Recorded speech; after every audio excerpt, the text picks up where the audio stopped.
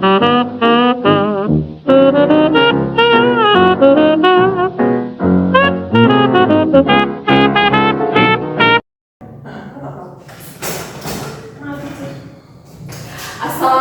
warahmatullahi wabarakatuh.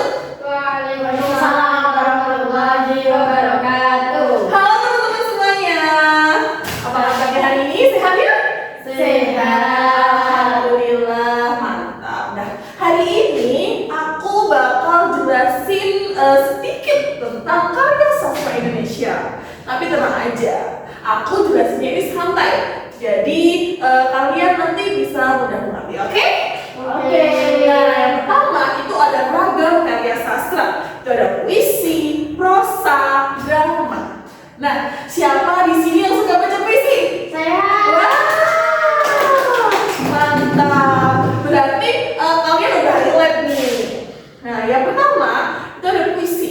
Puisi itu adalah karya sastra yang bahasanya indah, singkat, dan penuh makna. Biasanya ini tuh ada rima, irama, dan ada pilihan kata yang kritis. Contohnya, puisi tentang Aku Ingin Mencintaimu Dengan Sederhana. Karyanya Sapapi Djoko Damono. Pasti kalian familiar kan? Iya. Nah, oke, yang kedua ini ada prosa. Kalau prosa itu bentuk karya sastra yang bahasanya bebas, nggak terikat rima. Nah, prosa itu bisa berupa cerpen, novel, dongeng, dan lain-lain. Contohnya novel Laskar Pelangi karyanya Andrea Hirata. Siapa yang pernah baca? Saya. Bagus. Bagus banget kan itu novelnya? Bagus. Nah, yang ketiga ini ada drama. Drama itu adalah karya sastra yang dibuat untuk dipentaskan. Jadi ada dialog, ada tokoh, dan konfliknya itu jelas. Contohnya drama Siti Nurbaya. Oke, kalian udah pernah nonton kan? Udah. Ya. Jadi kayak gitu konsepnya. Oke teman-teman. Dari 3 macam raga ini, adakah yang mau bertanya? Saya. Oke, Salsa, silakan. Bu, aku bingung. Iya. Kalau stand up comedy itu termasuk drama bukan ya? Kan ada dialog dan juga dipentaskan. Oke, pertanyaannya mantap banget, bagus. Nah, jadi secara bentuk penampilan, iya, stand up itu punya unsur drama, itu monolog dan pementasan. Tapi secara karya sastra, stand up comedy itu lebih sering dikategorikan sebagai kisah atau prosa non fiksi karena intinya itu adalah opini dan pengalaman pribadi yang disajikan secara humor. Jadi bukan drama ya bahasa saya, dalam artian naskah sastranya. Oke? Oke, yang kedua itu ada waktu karya sastra. Itu ada kuno dan ada modern. Nah, oke, kita lanjut ke pembagian berdasarkan waktu kemunculannya. Yang pertama itu ada karya sastra kuno. Itu bahasanya lebih klasik dan biasanya ditulis sebelum abad ke-20. Nah, banyak dipengaruhi tradisi lisan dari kerajaan. Contohnya, hikayat, hang tuah, dan serat rama. Pernah dengar kan hikayat? Belum. Oke. Hikayat ini biasanya tuh isiannya tuh panjang dan penuh petualangan. Nah, yang kedua itu ada sastra modern. Sastra modern itu muncul sekitar abad ke-20 sampai sekarang. Nah, bahasanya itu lebih sederhana dan temanya itu lebih dekat dengan kehidupan kita.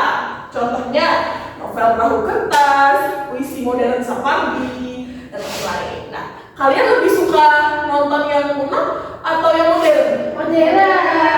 Iya, pasti juga tim modern ya karena relate banget, ya kan? Iya. Nah, kalau soal timeline nih, ada yang mau menanggapi? Saya. Oke, Sofia, ya silakan. Saya kan pernah baca novel yang biasanya itu pakai ejaan lama, tapi tulisannya tahun 2000-an. Nah, itu termasuk sastra kuno atau modern ya? Oke, pertanyaan yang bagus. Nah, untuk kasus ini itu sering terjadi meskipun pakai ejaan atau bahasa yang lama. Kalau diciptakan tahun 2000-an, dia termasuk sastra modern. Kenapa? Karena penulisnya itu sengaja memilih gaya bahasa itu sebagai gimmick atau teknik artistik. Nah, intinya adalah kapan dia lahir, bukan sekedar bahasanya aja. Oke, Mas Setia? Oke. Nah, yang ketiga itu jenis karya sastra. Itu ada fiksi dan ada non-fiksi. Nah, yang pertama itu ada fiksi. Fiksi itu adalah karya sastra yang imajinatif. Walaupun bisa terinspirasi dari kehidupan nyata, tapi ada unsur karangan. Contohnya novel, cerpen, dongeng. Kalian tahu kan kalau novel itu tokohnya bisa siapa aja, bahkan bisa ada hal yang fantasi. Nah, yang kedua itu ada non-fiksi. Kalau non-fiksi itu berdasarkan data nyata, fakta atau ilmu pengetahuan. Contohnya biografi, buku sejarah, artikel ilmiah. Nah, pasti kalian pernah baca biografi pahlawan kan? Pernah. Nah, itu contohnya. Oke. Terakhir nih, soal fiksi dan non-fiksi. Ada yang mau bertanya? Saya. Oke, Mas Salsa silahkan. Kalau cerita rakyat, misalnya Legenda Danau Toba, itu ceritanya kan ada unsur sejarahnya juga. Asal mula danau. Itu termasuk fiksi atau non-fiksi ya, Bu?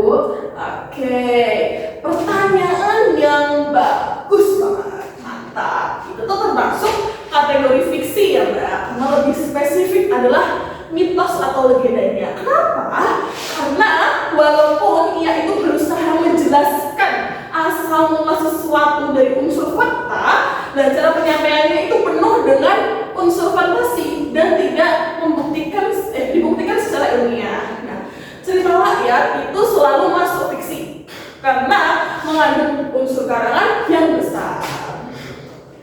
Oke,